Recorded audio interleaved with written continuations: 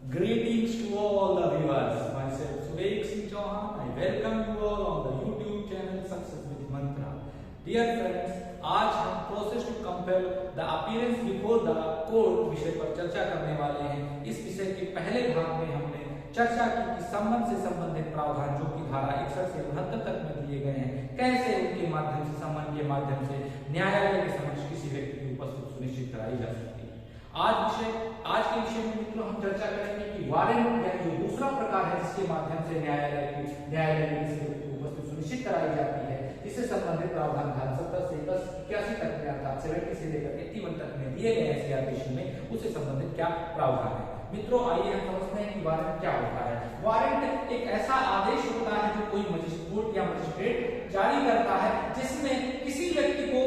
Arrest करने के लिए या किसी स्थान की तलाशी लेने के लिए पुलिस को या किसी व्यक्ति को निर्दिष्ट किया जाता है। मित्रों जिस व्यक्ति को अरेस्ट किया जाना है वह व्यक्ति एक्यूज्ड भी हो सकता है और विटनेस भी हो सकता है, और उसको जो अरेस्ट किया जाना है वो किस उद्देश्य से किया जाना है, किस पर्पस से किया जाना है, तो उसकी उपस्थिति सुनिश्चित कराने के लिए या उसे कुछ पूछताछ करने के लिए, उसे कुछ जानकारी प्राप्त करने के लिए। मित्रों अगर हम बात करें कि वारंट कब तक वैलिड रहता है इशू करने के बाद, तो जनरली वारंट दो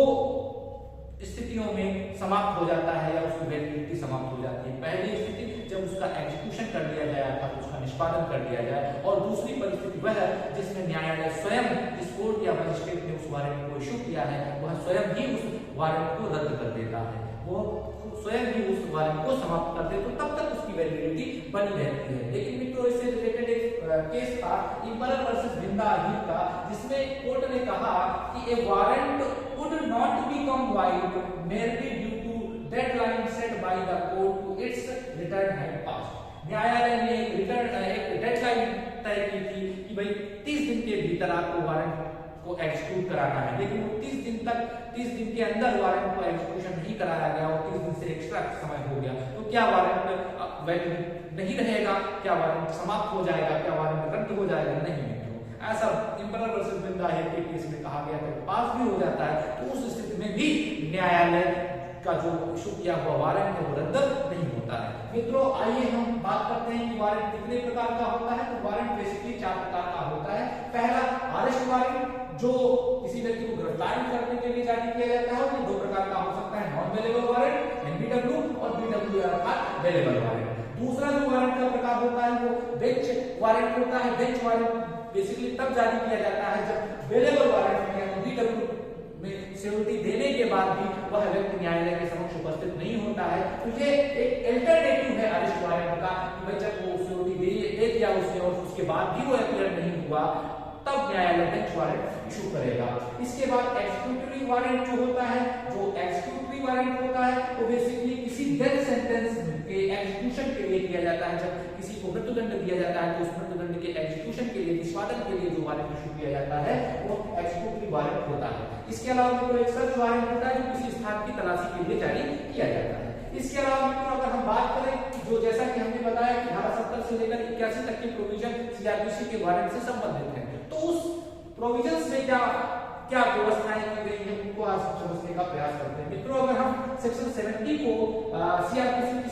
सेकंड शेड्यूल के फॉर्म नंबर 2 के साथ रीड आउट करें तो हम पाएंगे कि जो वारंट होता है उसमें निम्नलिखित कंटेंट्स होते हैं या निम्नलिखित उसकी तत्व होते हैं। पहला वो रिटन फॉर्मेट में होगा, दूसरा वो न्यायालय के और मजिस्ट्रेट के द्वारा साइन किया हुआ होगा जिसने जारी किया है, दूसरा उस न्यायालय या मजिस्ट्रेट की सील होगी उसपे, तीसरी महत्वपूर्ण चौथी महत्वपूर्ण बात उसमें उस पर्सन का नाम जिसको गिरफ्तार किया जाना है उससे रिलेटेड और भी जो महत्वपूर्ण जानकारियां हैं वो उसमें मेंशन की जाएंगी। इसके अलावा उस ऑफेंस का भी उसमें उल्लेख किया जाएगा जिस ऑफेंस के लिए उसको गिरफ्तार किया जा रहा है। मित्रों इसके अलावा वो अगर वेलेबल वारंट होगा तो वेलेबल वारंट में बेल से संबंधित प्रावधान भी होंगे और उसमें क्या सिक्योरिटीज दी जानी है, कितनी मात्रा में सिक्योरिटीज दी जानी है, ये सारे प्रावधान भी उसमें उल्लिखित होते हैं। इसको अगर हम सेक्शन 71 से समझें तो 71 में सेक्शन 71 में बताया गया है कि नंबर ऑफ सिक्योरिटीज भी उसमें मेंशन होगा, कितने सिक्योरिटीज दी जानी है, कितनी प्रतिभूतियां दी जानी है, उस अमाउंट क्या होगा सिक्योरिटीज का, प्रतिभूतियों का अमाउंट क्या होगा और डेट उस प्रतिभूतियां देने के बाद कब कोर्ट न्यायालय के समक्ष उपस्थिति सुनिश्चित होनी है, इसका भी उल्लेख वहां पर होगा। इसके अलावा जो बॉन्ड साइन किया जाएगा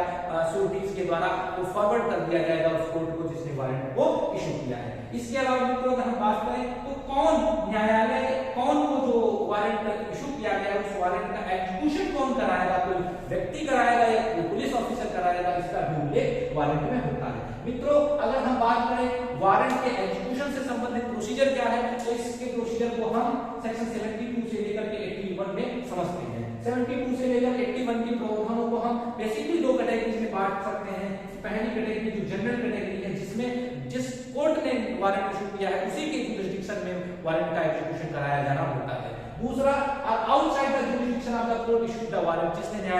न्यायालय ने वारंट इशू किया है उसकी जुरिस्डिक्शन से बाहर उस वारंट का एग्जीक्यूशन कराया जाना होता है। मित्रों अगर हम सेक्शन 77 की बात करें तो 77 ये कहते हैं कि वेयर एग्जीक्यूशन कहां कराया जाएगा, तो उसमें कहा गया एनी प्लेस इन इंडिया, पूरे भारत के किसी भी भाग में, भारत के किसी भी भाग में वारंट का एग्जीक्यूशन कराया जा सकता है। तो मित्रों आइए हम समझते हैं धारा 72 से लेकर के 76 तक यानी 72 से लेकर 76 में जो जनरल प्रोविजंस है, यानी जिस न्यायालय ने वारंट इशू किया है उसके जुरिस्डिक्शन में एग्जीक्यूशन की प्रक्रिया क्या है। तो मित्रों अगर हम बात करें तो सेक्शन 72 ये कहती है कि वारंट जो इशू किया जाएगा वो पुलिस ऑफिसर को भी किया जा सकता है, एक पुलिस ऑफिसर को किया जा सकता है या कई पुलिस ऑफिसर को किया जा सकता है, और इसके अलावा किसी पर्सन को भी किया जा सकता है। पर्सन को कब किया जाएगा, जब कोई पुलिस ऑफिसर उपस्थित नहीं होगा और इमीडिएट अरेस्ट करने की आवश्यकता है, कोई पुलिस ऑफिसर उपस्थित नहीं है तो उस स्थिति में कोई व्यक्ति भी कर सकता है। लेकिन व्यक्ति को जब किया जाएगा तो सेक्शन 73 में ये बता दिया गया है कि जो सीजेएम है और जुडिशियल मजिस्ट्रेट फर्स्ट क्लास है वो इन मामलों में एस्केप्ड कन्विक्ट है, रसिद दोष है और वो भागा हुआ है, भाग गया है, अंडर सेक्शन 82 सीआरपीसी के तहत अगर वो प्रोक्लेम्ड ऑफेंडर डिक्लेयर हो गया है, घोषित अपराधी घोषित हो गया है, या वो नॉन वेलेबल ऑफेंस में अभियुक्त है और वो भाग रहा है, न्यायालय की पहुंच से भाग रहा है, तो उस स्थिति में सीजेएम या जुडिशियल मजिस्ट्रेट फर्स्ट क्लास किसी इंडिविजुअल पर्सन को भी के नाम से इंडिविजुअल पर्सन को भी डायरेक्ट कर सकते हैं कि वो वारंट का एग्जीक्यूशन कराए और अरेस्ट करे किसी एक्यूज्ड या विटनेस को। मित्रों अगर हम बात करें कि अगर वो एनी पर्सन गिरफ्तार करेगा तो इसके लिए वो नियरेस्ट पुलिस स्टेशन की सहायता ले सकता है और वो उसको हैंडओवर कर देगा, उस नियरेस्ट पुलिस स्टेशन को हैंडओवर कर देगा कि भाई उसको गिरफ्तारी करने के बाद एज अर्ली एज पॉसिबल, जैसा कि सेक्शन 43 सीआरपीसी में बताया गया कि इंडिविजुअल भी आल्सो अरेस्ट। इसके अलावा मित्रों अगर हम 74 की बात करें तो जो पुलिस ऑफिसर को वारंट इशू किया गया है, जिस पुलिस ऑफिसर का वारंट पे नाम लिखा है, कोई जरूरी नहीं है कि वही पुलिस ऑफिसर उसको उस वारंट को एग्जीक्यूट कराए, उस अरेस्ट वारंट को एग्जीक्यूट कराए, उसको कोई भी पुलिस ऑफिसर भी एग्जीक्यूट करा सकता है, बशर्ते कि वो जो पुलिस ऑफिसर जिसको निर्देशित किया गया था वह क्या कर सकता है, वो किसी अपने अधीनस्थ को भी ये पावर दे सकता है, उसका पीछे नाम लिखेगा और उसको नीचे लिख देगा, अपना साइन कर देगा, अर्थात वो इंडोर्स करके वो किसी अन्य पुलिस ऑफिसर को भी ये पावर ट्रांसफर कर सकता है कि भाई आप अरेस्ट का वारंट का एग्जीक्यूशन करा लीजिए। ऐसी व्यवस्था सीआरपीसी की धारा 674 में दी गई है। मित्रों अगर हम बात करें जब अरेस्ट करने को जाएगा पुलिस ऑफिसर या कोई भी प्राइवेट इंडिविजुअल जाएगा तो 75 के प्रोविजंस के तहत वो सब्सटेंस जो है वारंट का वो सारा स्वरूप में उस अरेस्टेड पर्सन को बताएगा,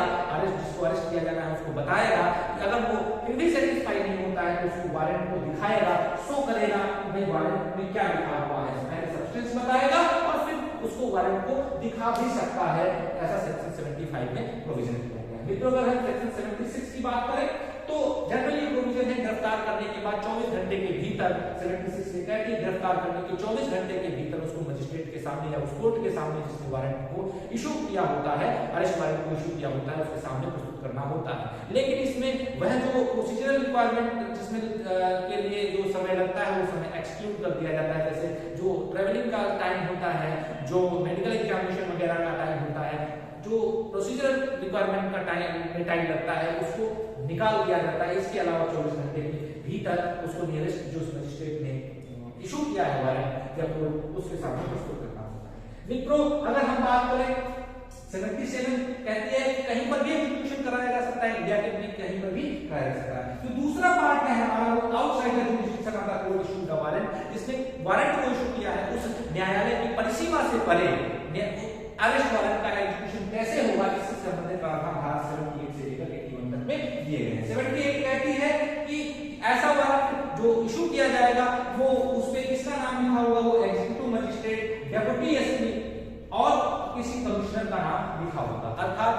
पुलिस ऑफिसर को निर्दिष्ट नहीं किया जाएगा, तो किसी सबऑर्डिनेट पुलिस ऑफिसर को निर्दिष्ट नहीं किया जाएगा, वो या तो एग्जीक्यूटिव मजिस्ट्रेट को किया जाएगा, या डेप्यूटी एसपी को किया जाएगा, या कमिश्नर को किया जाएगा, अगर वहां पर कमिश्नरेट व्यवस्था लागू है तो जैसा भी केस होगा। इसके बाद मित्रों 70 और फिर क्या होगा, वो जो पुलिस ऑफिसर, वो एग्जीक्यूटिव मजिस्ट्रेट है, डेप्यूटी एसपी है और कमिश्नर है, वो क्या करेगा, वो किसी पुलिस ऑफिसर को बुलाएगा जो अपने अधीनस्थ होगा, जो उसके क्षेत्र में काम कर रहा होगा, उस पुलिस ऑफिसर को बुलाएगा और उसको क्या करेगा, उसको पावर दे देगा, उसको इंडोर्स कर देगा, उसका नाम लिख देगा और कहेगा कि जाओ आप अरेस्ट करके ले आओ। 79 में वही इंडोर्समेंट के रिक्वायरमेंट की बात की गई है, उसके पृष्ठांकन में उसका नाम लिखेगा और अपना साइन करेगा और उसको पावर देगा कि भाई आप जाओ और उसको गिरफ्तार करके लाओ। और ऐसा कोई मित्रों आवश्यक नहीं है कि इंडोर्समेंट करना आवश्यक हो। अगर परिस्थितियां ऐसी हैं कि इंडोर्समेंट कराना